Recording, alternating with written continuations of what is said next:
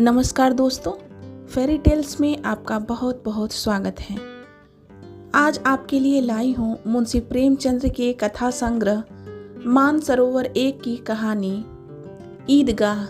आइए सुनते हैं। रमजान के पूरे 30 रोजों के बाद ईद आई है। कितना मनोहर, कितना सुहावना प्रभाव है। वृक्षों पर अजीब हरियाली है, खेतों में कुछ अजीब रौनक है, आसमान पर कुछ अजीब लालिमा है। आज का सूर्य देखो कितना प्यारा, कितना शीतल है, यानी संसार को ईद की बधाई दे रहा है। गांव में कितनी हलचल है। ईदगाह जाने की तैयारियां हो रही हैं।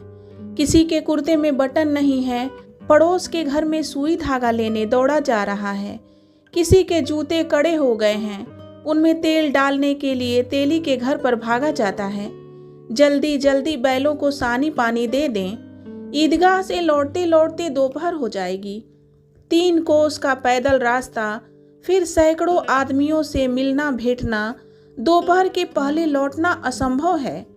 लड़के सबसे ज्यादा प्रसन्न हैं। किसी ने 1 रोजा रखा है, वह भी दोपहर तक, किसी ने वह भी नहीं।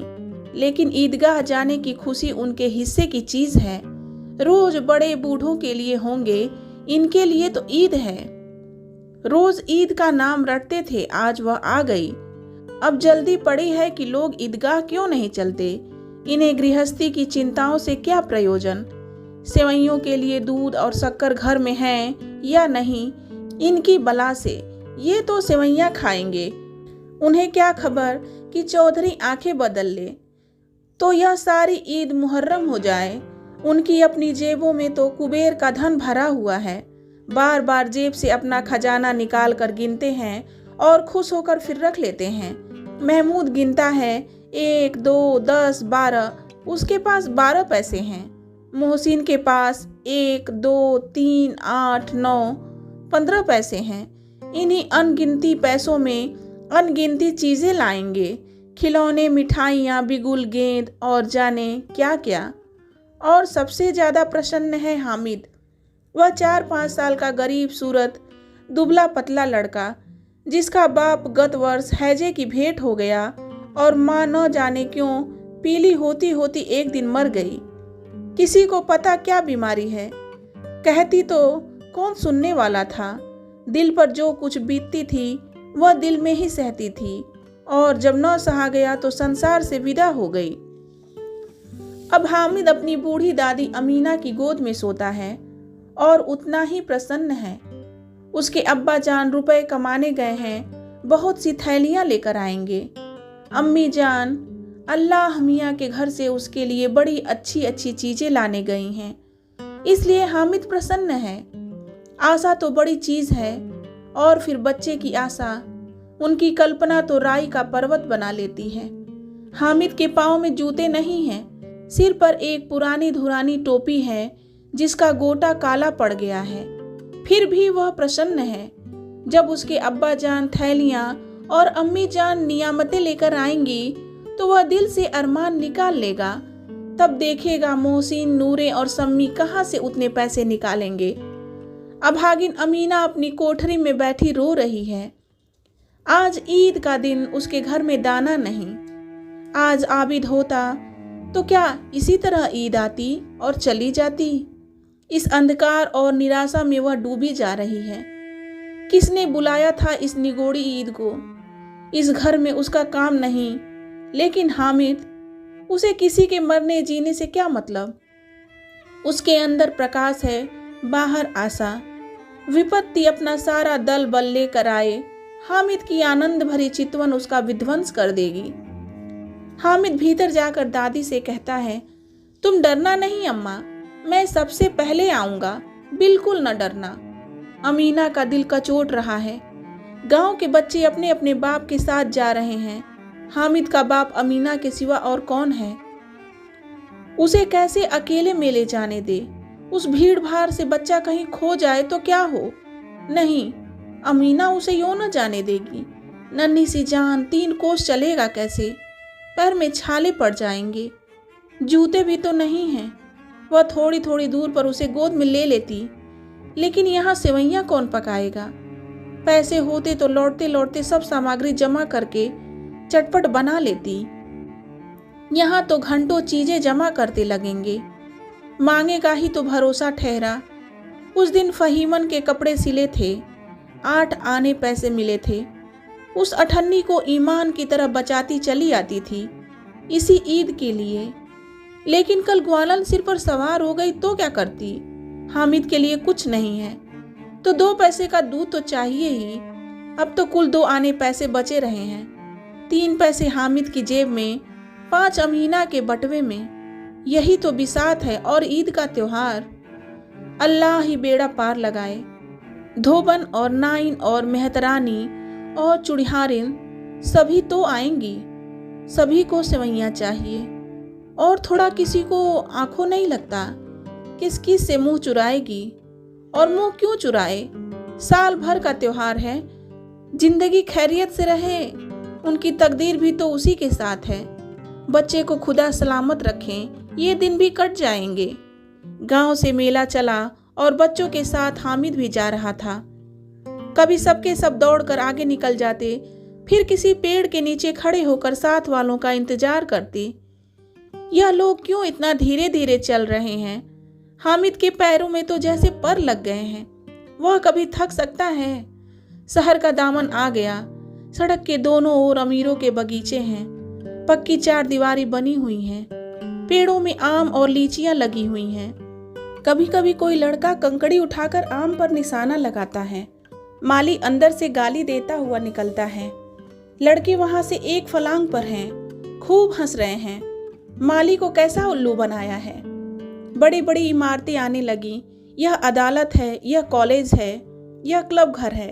इतने बड़े कॉलेज में कितने लड़के पढ़ते होंगे? सब लड़के नहीं हैं जी, बड़े बड़े आदमी हैं सच। उनकी बड़ी बड़ी मूछें हैं। इतने बड़े हो गए अभी तक पढ़ने जाते हैं। न जाने कब तक पढ़ेंगे और क्या करेंगे। इतना पढ़कर। हामिद के मदरसे में 2-3 बड़े बड़े लड़के हैं, बिल्कुल 3 कौड़ी के। रोज मार खाते हैं, काम से जी चुराने वाले। इस जगह भी उसी तरह के लोग होंगे और क्या। क्लब घर में जादू होता है। सुना है यहाँ मुर्दों की खोपड़ियां दौड़ती हैं और बड़े बड़े तमाशे होते हैं, पर किसी को अंदर नहीं जाने देते। और वहाँ शाम को साहब लोग खेलते हैं। बड़े बड़े आदमी खेलते हैं, मूछो दाढ़ी वाले, और मेमे भी खेलती हैं। सच, हमारी अम्मा को यह दे दो, क्या नाम है, बैट, तो उसे पकड़ ही न सकें, घुमाते ही लुढ़क जाएं। महमूद ने कहा। हमारी अम्मी जान का तो हाथ कांपने लगे, अल्लाह कसम। मोहसिन बोला, चलो मानो आटा पीस डालती हैं, जरा सा बैट पकड़ लेंगी तो हाथ कांपने लगेंगे। सैकड़ों घड़े पानी रोज निकालती हैं, 5 घड़े तो तेरी भैंस पी जाती है। किसी मेम को 1 घड़ा पानी भरना पड़े तो आंखों तले अंधेरा आ जाए। महमूद, लेकिन दौड़ती तो नहीं, उछल कूद तो नहीं सकती। मोहसिन, हाँ उछल कूद तो नहीं सकती, लेकिन उस दिन मेरी गाय खुल गई थी और चौधरी के खेत में जा पड़ी थी। अम्मा इतना तेज दौड़ी कि मैं उन्हें ना पा सका, सच।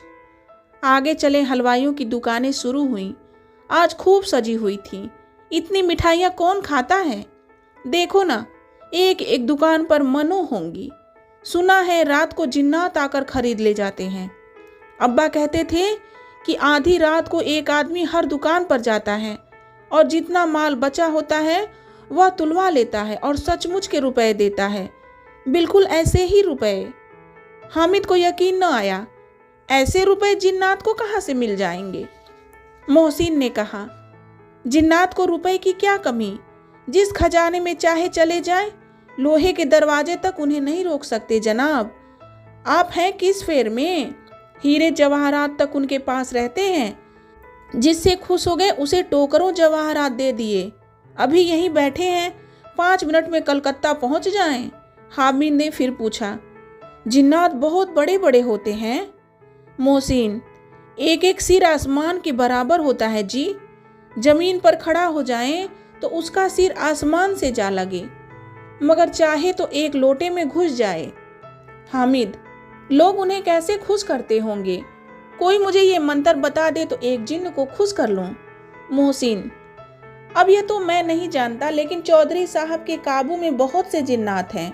कोई चीज चोरी जाए, चौधरी साहब उसका पता लगा लेंगे और चोर का नाम बता देंगे। जुमराती का बछवा उस दिन खो गया था। 3 दिन हैरान हुए, कहीं न मिला। तब झक मारकर चौधरी के पास गए। चौधरी ने तुरंत बता दिया, मवेशी खाने में है और वहीं मिला। जिन्नात आकर उन्हें सारे जहान की खबर दे जाते हैं।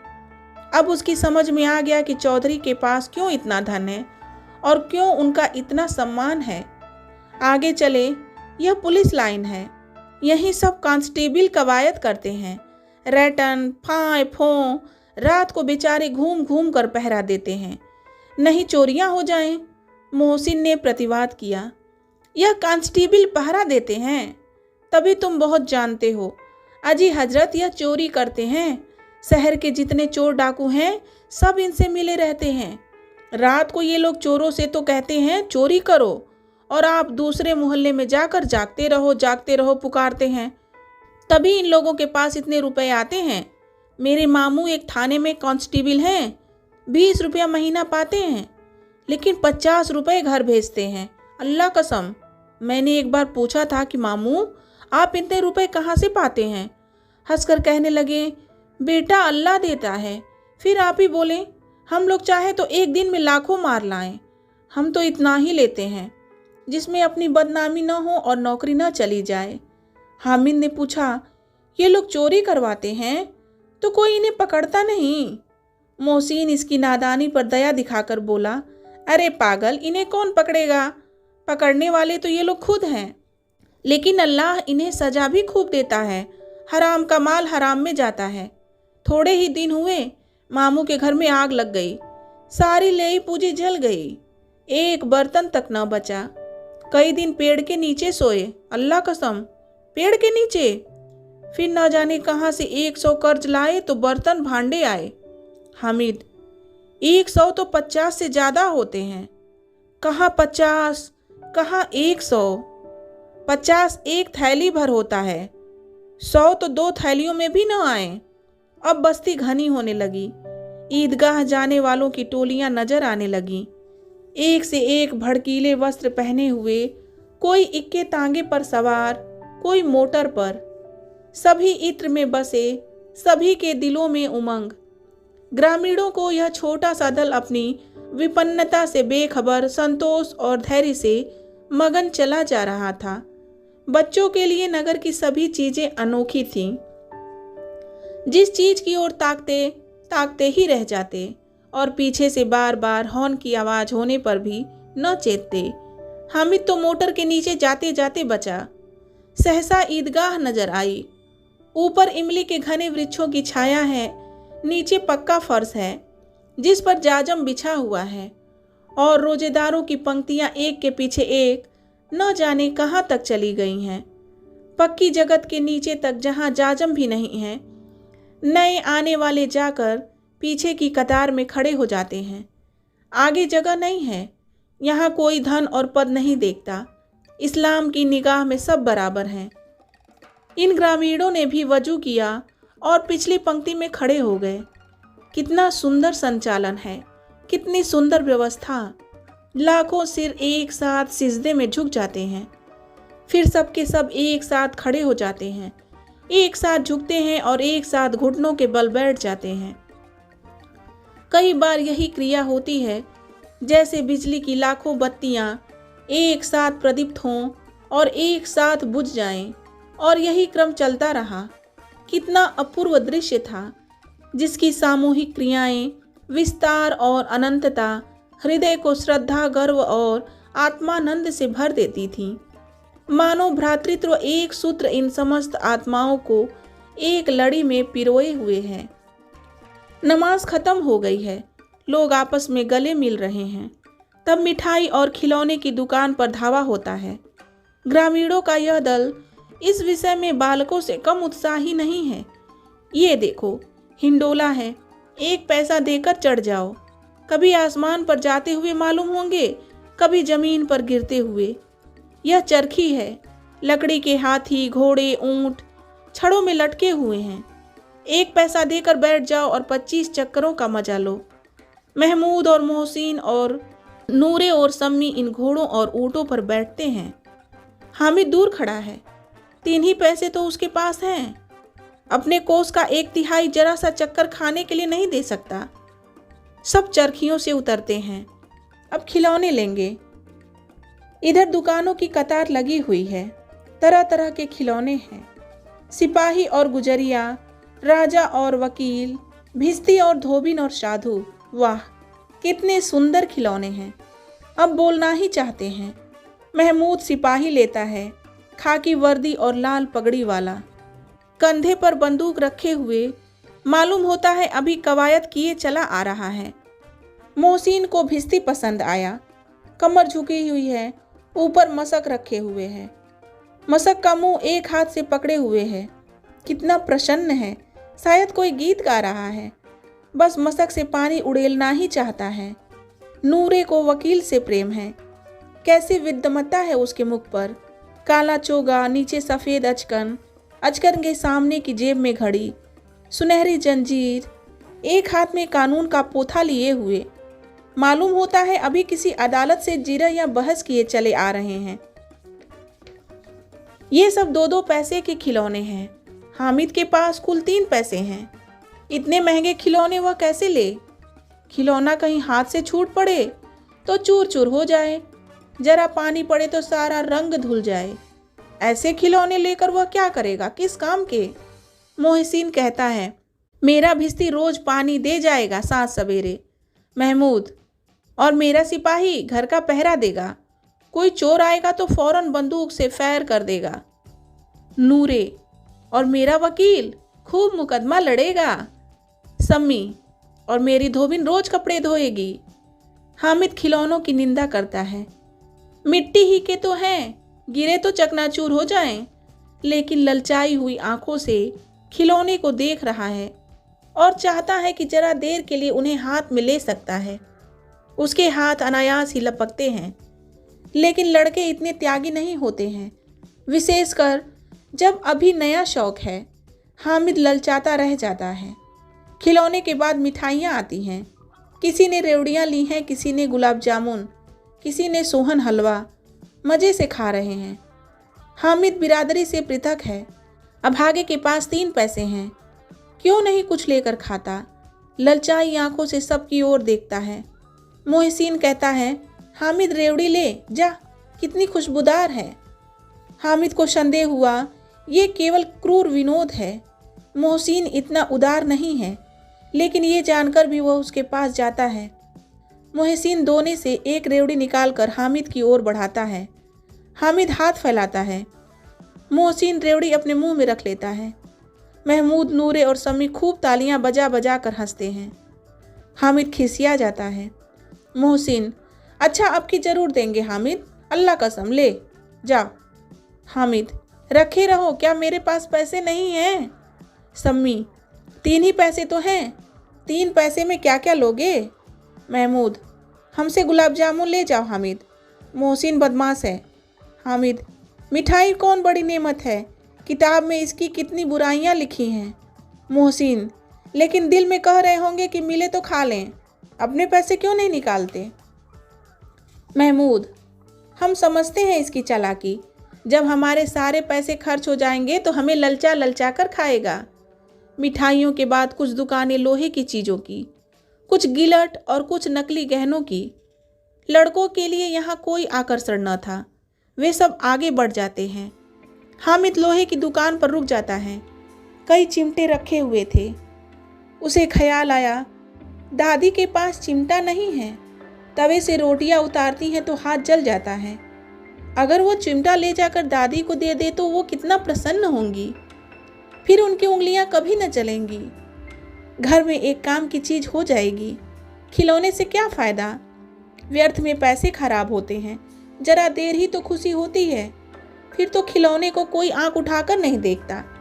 ये तो घर पहुंचते पहुंचते टूट फूट कर बराबर हो जाएंगे। या छोटे बच्चे जो मेले में नहीं आए हैं, जिद करके ले लेंगे और तोड़ डालेंगे। चिमटा कितने काम की चीज़ है। रोटियां तवे से उतार लो, चूल्हे में सेक लो। कोई आग मांगने आए तो चटपट चूल्हे से आग निकालकर उसे दे दो। अम्मा बेचारी को कहाँ फुर्सत है कि बाजार आए और इतने पैसे ही कहाँ मिलते हैं, रोज हाथ चला लेती है। हामिद के साथ ही आगे बढ़ गए हैं। सबील पर सब के सब शरबत पी रहे हैं। देखो सब कितने लालची हैं। इतनी मिठाइयाँ ली, मुझे किसी ने एक भी न दी। उस पर कहते हैं मेरे साथ खेलो, मेरा यह काम करो। अब अगर किसी ने कोई काम करने को कहा तो पूछूंगा। खाएं मिठाइयाँ, आप मुंह सड़ेगा, फोड़े फुंसियाँ निकलेंगी, आप ही जबान चटोरी हो जाएगी। तब घर से पैसे चुराएंगे और मार खाएंगे। किताब में झूठी बातें थोड़ी ही लिखी हैं, मेरी जबान क्यों खराब होगी। अम्मा चिमटा देखते ही दौड़कर मेरे हाथ से ले लेगी और कहेगी मेरा बच्चा अम्मा के लिए चिमटा लाया है, कितना अच्छा लड़का है। इन लोगों के खिलौने पर कौन इन्हें दुआएं देगा। बड़ों की दुआएं सीधे अल्लाह के दरबार में पहुंचती हैं और तुरंत सुनी जाती हैं। मेरे पास पैसे नहीं हैं, तभी तो मोहसिन और महमूद यूं मिजाज दिखाते हैं। मैं भी इनसे मिजाज दिखाऊंगा। खेले खिलौने और खाए मिठाइयाँ। मैं नहीं खेलता खिलौने, किसी का मिजाज क्यों सहूं। मैं गरीब सही, किसी से कुछ मांगने तो नहीं जाता। आखिर अब्बा जान कभी न कभी आएंगे, अम्मा भी आएंगी ही। फिर इन लोगों से पूछूंगा कितने खिलौने लोगे। एक एक को टोकरियां खिलौने दूंगा और दिखा दूं कि दोस्तों के साथ इस तरह का सलूक किया जाता है। यह नहीं कि एक पैसे की रेवड़ियां ली तो चिढ़ा चिढ़ा कर खाने लगे। सबके सब खूब हंसेंगे कि हामिद ने चिमटा लिया है। हंसे मेरी बला से। उसने दुकानदार से पूछा ये चिमटा कितने का है। दुकानदार ने उसकी ओर देखा और कोई आदमी साथ न देखकर कहा तुम्हारे काम का नहीं है जी, बिकाऊ है कि नहीं। बिकाऊ क्यों नहीं है और यहाँ क्यों लाद लाए हैं, तो बताते क्यों नहीं कि कै पैसे का है। 6 पैसे लगेंगे। हामिद का दिल बैठ गया। ठीक ठीक 5 पैसे लगेंगे, लेना हो लो, नहीं चलते बनो। हामिद ने कलेजा मजबूत करके कहा 3 पैसे लोगे। यह कहता हुआ वह आगे बढ़ गया कि दुकानदार की घुड़कियां न सुने। लेकिन दुकानदार ने घुड़कियां नहीं दी, बुलाकर चिमटा दे दिया। हामिद ने उसे इस तरह कंधे पर रखा मानो बंदूक है और शान से अकड़ता हुआ संगियों के पास आया। जरा सुने सबके सब क्या क्या आलोचनाएं करते हैं। मोहसिन ने हंसकर कहा यह चिमटा क्यों लाया पगले, इसे क्या करेगा। हामिद ने चिमटे को जमीन पर पटक कर कहा जरा अपनी भिस्ती जमीन पर गिरा दो, सारी पसलियां चूर चूर हो जाए बच्चों की। महमूद बोला तो यह चिमटा कोई खिलौना है। हामिद खिलौना क्यों नहीं है, अभी कंधे पर रखा बंदूक हो गई, हाथ में ले लिया फकीरों का चिमटा हो गया।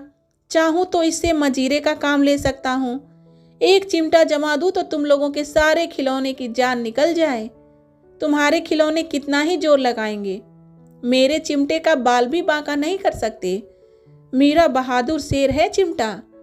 सम्मी ने खंजरी ली थी, प्रभावित होकर बोला मेरी खंजरी से बदलोगे, 2 आने की है। हामिद ने खंजरी की ओर उपेक्षा से देखा।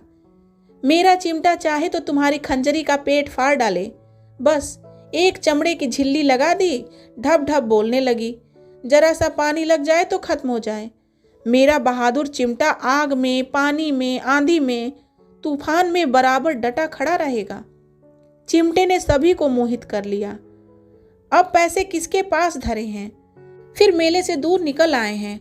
9 कब के बज गए, धूप तेज हो रही है, घर पहुंचने की जल्दी हो रही है। बाप से जिद भी करें तो चिमटा नहीं मिल सकता। हामिद है बड़ा चालाक, इसलिए बदमाश ने अपने पैसे बचा रखे थे। अब बालकों के 2 दल हो गए हैं। मोहसिन, महमूद, सम्मी और नूरे एक तरफ हैं, हामिद अकेला दूसरी तरफ। शास्त्रार्थ हो रहा है। सम्मी तो विधर्मी हो गया, दूसरे पक्ष से जा मिला। लेकिन मोहसिन, महमूद और नूरे भी हामिद से 1-1, 2-2 साल बड़े होने पर भी हामिद के आघातों से आतंकित हो उठे हैं। उसके पास न्याय का बल है और नीति की शक्ति है। एक ओर मिट्टी है, दूसरी ओर लोहा। जो इस वक्त अपने को फौलाद कह रहा है वह अजेय है, घातक है। अगर कोई शेर आ जाए तो मियाँ भिस्ती के छक्के छूट जाएं, मियाँ सिपाही मिट्टी की बंदूक छोड़कर भागें, वकील साहब की नानी मर जाएं, चोंगे में मुंह छिपाकर जमीन पर लेट जाएं। मगर यह चिमटा, यह बहादुर, यह रुस्तमे हिंद लपक कर शेर की गर्दन पर सवार हो जाएगा और उसकी आंखें निकाल लेगा। मोहसिन ने एड़ी चोटी का जोर लगाकर कहा, अच्छा, पानी तो नहीं भर सकता। हामिद ने चिमटे को सीधा खड़ा करके कहा, भिश्ती को एक डांट बताएगा तो दौड़ा हुआ पानी लाकर उसके द्वार पर छिड़कने लगेगा। मोहसिन परास्त हो गया, पर महमूद ने कुमुक पहुंचाई, अगर बच्चा पकड़ जाए तो अदालत में बंधे बंधे फिरेंगे, तब तो वकील साहब के पैरों पड़ेंगे। हामिद इस प्रबल तर्क का जवाब न दे सका। उसने पूछा, हमें पकड़ने कौन आएगा? नूरे ने अकड़ कर कहा, यह सिपाही बंदूक वाला। हामिद ने मुंह चिढ़ा कर कहा, यह बेचारे हम बहादुर रुस्तमे हिंद को पकड़ेंगे। अच्छा लाओ, अभी जरा कुश्ती हो जाए, इसकी सूरत देखकर दूर से भागेंगे। पकड़ेंगे क्या बेचारे? मोहसिन को एक नई चोट सूझ गई। तुम्हारे चिमटे का मुंह रोज आग में जलेगा। उसने समझा था कि हामिद लाजवाब हो जाएगा, लेकिन ये बात न हुई। हामिद ने तुरंत जवाब दिया, आग में बहादुर ही कूदते हैं जनाब। तुम्हारे यह वकील, सिपाही और भिश्ती लौंडियों की तरह घर में घुस जाएंगे। आग में कूदना वह काम है जो यह रुस्तमे हिंदी कर सकता है। महमूद ने एक जोर लगाया, वकील साहब कुर्सी मेज पर बैठेंगे, तुम्हारा चिमटा तो बावर्ची खाने में जमीन पर पड़ा रहेगा। इस तर्क ने सम्मी और नूरे को भी सजीव कर दिया। कितने ठिकाने की बात कही है पट्टे ने। चिमटा बावर्ची खाने में पड़ा रहने के सिवा और क्या कर सकता है? हामिद को कोई भड़कता हुआ जवाब न सूझा तो उसने धांधली शुरू की, मेरा चिमटा बावर्ची खाने में नहीं रहेगा। वकील साहब कुर्सी पर बैठेंगे तो जाकर उन्हें जमीन पर पटक देगा और उनका कानून उनके पेट में डाल देगा। बात कुछ बनी नहीं, खासी गाली गलौज थी, लेकिन कानून को पेट में डालने वाली बात छा गई। ऐसी छा गई कि तीनों सुरमा मुंह ताकते रह गए, मानो कोई धेलचा कनकौआ किसी गंडे वाले कनकौवे को काट गया हो। कानून मुंह से बाहर निकलने वाली चीज है, उसको पेट के अंदर डाल दिया जाना बेतुकी सी बात होने पर भी कुछ नयापन रखती है। हामिद ने मैदान मार लिया, उसका चिमटा रुस्तमे हिंद है। अब इसमें मोहसिन, महमूद, नूरे, सम्मी किसी को भी आपत्ति नहीं हो सकती। विजेता को हारने वालों से जो सत्कार मिलना स्वाभाविक है, वह हामिद को भी मिला। औरों ने 3-3, 4-4 आने पैसे खर्च किए, पर कोई काम की चीज न ले सके। हामिद ने 3 पैसे में रंग जमा लिया। सच ही तो है, खिलौनों का क्या भरोसा, टूट फूट जाएंगे। हामिद का चिमटा तो बना रहेगा बरसों। संधि की शर्तें तय होने लगी। मोहसिन ने कहा, जरा अपना चिमटा दो, हम भी देखें। तुम हमारा भिश्ती लेकर देखो। महमूद और नूरे ने भी अपने अपने खिलौने पेश किए। हामिद को इन शर्तों को मानने में कोई आपत्ति न थी। चिमटा बारी बारी से सबके हाथ में गया और उनके खिलौने बारी बारी से हामिद के हाथ में आए। कितने खूबसूरत खिलौने हैं। हामिद ने हारने वालों के आंसू पोंछे। मैं तुम्हें चिढ़ा रहा था, सच। यह चिमटा भला इन खिलौनों की क्या बराबरी करेगा? मालूम होता है अब बोले। लेकिन मोहसिन की पार्टी को इस दिलासे से संतोष नहीं होता। चिमटे का सिक्का खूब बैठ गया है, चिपका हुआ टिकट अब पानी से नहीं छूट रहा है। मोहसिन, लेकिन इन खिलौनों के लिए कोई हमें दुआ तो ना देगा? महमूद, दुआ को लिए फिरते हो, उल्टे मार न पड़े। अम्मा जरूर कहेंगी कि मेले में यही मिट्टी के खिलौने मिले। हामिद को स्वीकार करना पड़ा कि खिलौनों को देखकर किसी की माँ इतनी खुश न होंगी जितनी दादी चिमटे को देखकर होंगी। 3 पैसे ही में तो उसे सब कुछ करना था और उन पैसों के इस उपयोग पर पछतावे की बिल्कुल जरूरत न थी। फिर अब तो चिमटा रुस्तमे हिंद है और सभी खिलौनों का बादशाह। रास्ते में महमूद को भूख लगी। उसके बाप ने केले खाने को दिए। महमूद ने केवल हामिद को साझी बनाया। उसके अन्य मित्र मुंह ताकते रह गए। यह उस चिमटे का प्रसाद था। 11 बजे गांव में हलचल मच गई। मेले वाले आ गए। मोहसिन की छोटी बहन ने दौड़कर भिश्ती उसके हाथ से छीन लिया और मारे खुशी के जा उछली तो मियाँ भिश्ती नीचे आ रहे और सुरलोक सिधारे। इस पर भाई बहन में मारपीट हुई। दोनों खूब रोए। उनकी अम्मा यह शोर सुनकर बिगड़ी और दोनों को ऊपर से 2-2 चांटे और लगाए। मियाँ नूरे के वकील का अंत उनके प्रतिष्ठानुकूल इससे ज्यादा गौरवमय हुआ। वकील जमीन पर या ताक पर तो नहीं बैठ सकता, उसकी मर्यादा का विचार तो करना ही होगा। दीवार में खूंटियां गाड़ी गई उन पर लकड़ी का एक पटरा रखा गया। पटरे पर कागज का कालीन बिछाया गया। वकील साहब राजा भोज की भांति सिंहासन पर विराजे। नूरे ने उन्हें पंखा झलना शुरू किया। अदालतों में खस की टट्टियां और बिजली के पंखे रहते हैं, क्या यहाँ मामूली पंखा भी न हो? कानून की गर्मी दिमाग पर चढ़ जाएगी कि नहीं? बांस का पंखा आया और नूरे हवा करने लगे। मालूम नहीं पंखे की हवा से या पंखे की चोट से वकील साहब स्वर्गलोक से मृत्युलोक में आ रहे और उनका माटी का चोला माटी में मिल गया। फिर बड़े जोर शोर से मातम हुआ और वकील साहब की अस्थि घूरे पर डाल दी गई। अब रहा महमूद का सिपाही। उसे चटपट गांव का पहरा देने का चार्ज मिल गया। लेकिन पुलिस का सिपाही कोई साधारण व्यक्ति तो नहीं जो अपने पैरों चले। वह पालकी पर चलेगा। एक टोकरी आई, उसमें कुछ लाल रंग के फटे पुराने चीथड़े बिछाए गए जिसमें सिपाही साहब आराम से लेटे। नूरे ने यह टोकरी उठाई और अपने द्वार का चक्कर लगाने लगी। उनके दोनों छोटे छोटे भाई सिपाही की तरह छोने वाले जागते लहो पुकारते चलते हैं, मगर रात तो अंधेरी ही होनी चाहिए। महमूद को ठोकर लग जाती है। टोकरी उसके हाथ से छूटकर गिर पड़ती है और मियाँ सिपाही अपना बंदूक लिए जमीन पर आ जाते हैं और उनकी एक टांग में विकार आ जाता है। महमूद को आज ज्ञात हुआ कि वह अच्छा डॉक्टर है। उसको ऐसा मरहम मिल गया है जिससे वह टूटी टांग को आनन फानन जोड़ सकता है। केवल गूलर का दूध चाहिए। गूलर का दूध आता है, टांग जवाब दे देती है। शल्य क्रिया असफल हुई तब उसकी दूसरी टांग भी तोड़ दी जाती है। अब कम से कम एक जगह आराम से बैठ तो सकता है। एक टांग से तो न चल सकता था, न बैठ सकता था। अब वह सिपाही सन्यासी हो गया है। अपनी जगह पर बैठा बैठा पहरा देता है।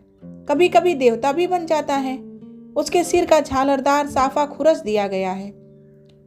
अब उसका जितना रूपांतर चाहो कर सकते हो। कभी कभी तो उससे बाट का काम भी लिया जाता है। अब मियाँ हामिद का हाल सुनिए। अमीना उसकी आवाज सुनते ही दौड़ी और उसे गोद में उठाकर प्यार करने लगी। सहसा उसके हाथ में चिमटा देखकर वह चौंकी। यह चिमटा कहाँ था? मैंने मोल लिया है। कै पैसे में? 3 पैसे दिए। अमीना ने छाती पीट ली। यह कैसा बेसमझ लड़का है कि दोपहर हुआ कुछ खाया न पिया, लाया क्या चिमटा? सारे मेले में तुझे और कोई चीज न मिली जो यह लोहे का चिमटा उठा लाया? हामिद ने अपराधी भाव से कहा। तुम्हारी उंगलियां तवे से जल जाती थीं, इसलिए मैंने इसे लिया। बुढ़िया का क्रोध तुरंत स्नेह में बदल गया, और स्नेह भी वह नहीं जो प्रगल्भ होता है और अपनी सारी कसक शब्दों में बिखेर देता है। यह मूक स्नेह था, खूब ठोस, रस और स्वाद से भरा हुआ। बच्चे में कितना त्याग, कितना सद्भाव और कितना विवेक है। दूसरों को खिलौने लेते और मिठाई खाते देखकर इसका मन कितना ललचाया होगा। इतना जब्त इससे हुआ कैसे? वहां भी इसे अपनी बुढ़िया दादी की याद बनी रही। अमीना का मन गदगद हो गया। और अब एक बड़ी विचित्र बात हुई, हामिद के इस चिमटे से भी विचित्र। बच्चे हामिद ने बूढ़े हामिद का पार्ट खेला था। बुढ़िया अमीना बालिका अमीना बन गई। वह रोने लगी, दामन फैलाकर हामिद को दुआएं देती जाती थी और आंसू की बड़ी बड़ी बूंदें गिराती जाती थी। हामिद इसका रहस्य क्या समझता? और ये कहानी यहीं समाप्त हो जाती है। दोस्तों, मुंशी प्रेमचंद्र की ये कहानी आपको कैसी लगी कमेंट बॉक्स में ज़रूर बताएं। और हाँ, अगर आपने अब तक चैनल को सब्सक्राइब नहीं किया है तो प्लीज़ चैनल को सब्सक्राइब कर लीजिए। इसी तरह कहानियाँ सुनते रहिए, हंसते मुस्कुराते रहिए। अपना ध्यान रखिए। नमस्कार दोस्तों।